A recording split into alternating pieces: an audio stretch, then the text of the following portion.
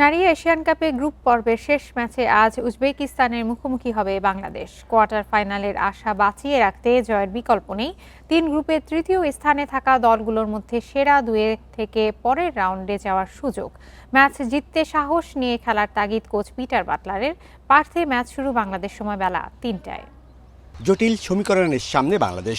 বিশ্বকাপে খেলার স্বপ্ন পূরণে উজবেকিস্তানের বিপক্ষে শুধু জিতলেই হবে না, বাড়িয়ে নিতে হবে গোল ব্যবধানও।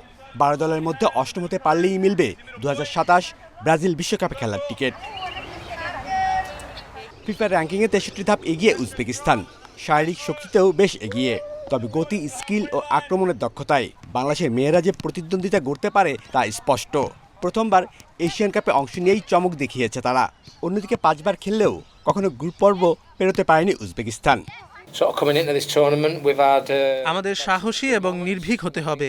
র্যাঙ্কিং একটা সংখ্যা, মাঠে লড়াইটা হবে 11 বনাম 11 জনের। অনেক চড়াই উতরাই পেরিয়ে এসেছি।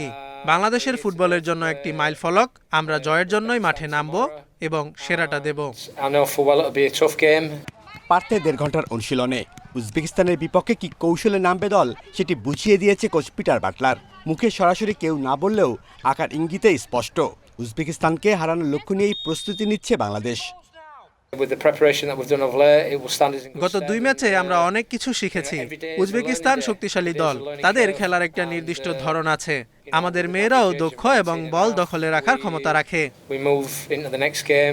পার্থের ম্যাচটি ইতিহাস গড়ার লড়াই। জিতলেই নতুন এক অধ্যায়ের দরজা খুলতে পারে বাংলাদেশের নারী ফুটবলের সামনে। Shamim Ahmed, independent news.